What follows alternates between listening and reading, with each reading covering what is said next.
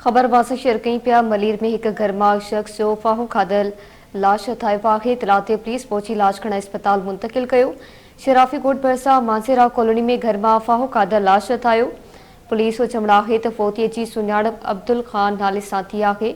वधीक जांच कई पई वञे।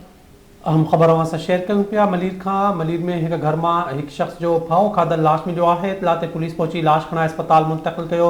शराफी ॻोठ भरिसां मानसेरा कॉलोनी में घर में फाहो खादल लाश हथायो। पुलिस जो चवण आहे त फोती जी सुञाणप अब्दुल खान नाले सां थी आहे। वधीक जांच कई पई वञे। ही अहम ख़बर अवां सां शेयर कयूं पिया त मलीर में एक घर में शख्स जो फाहो खादल लाश हथायो आहे। इतला ते पुलिस पहुंची लाश खण अस्पताल मुंतकिल कयो। शराफी ॻोठ भरिसां मानसेरा कॉलोनी में घर में फाहो खादल लाश हथायो। पुलिस जो चवण आहे त फोती जी सुञाणप अब्दुल खान नाले सां थी आहे।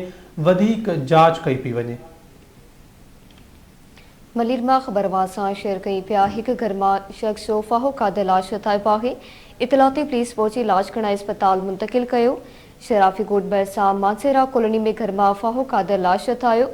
पुलिस जो चवण आहे त फोतीअ जी सुञाणप अब्दुल खान नाले सां थी आहे। वधीक जांच कई पई वञे। तफ़सील मालूम कंदासीं। सज्जाद छजड़ो टेलीफोन लाइन ते मौजूद आहिनि। सज्जाद आगाह कजो छा अपडेट आहे नवां वटि? जी शराफी ॻोठ भरिसां मानसरा कॉलोनी में घर में फाहो खादल लाश हथायो आहे जंहिंजी सुञाणप जेका अब्दुल खान तौर कई वई आहे। घर में फाहो खादल लाश हथ अचण वारे इतला ते पुलिस पहुची लाश पंहिंजी तहवील में वठण खां पोइ ज़रूरी कार्रवाई बद अस्पताल मुंतकिल कयो आहे। जैसे घर में फाहो खादल लाश हथ कयो वियो आहे जंहिंजी तस्दीक पुलिस कंदे उनखे पोस्टमार्टम लाइ मोकिलियो आहे। जिन ते पुलिस चयो आहे त वाक़े जी जांच करे रहिया आहियूं त हक़ीक़तूं छा आहिनि। जी सज्जाद छजड़ो अपडेट ॾियण लाइ वॾी महिरबानी अव्हां जी।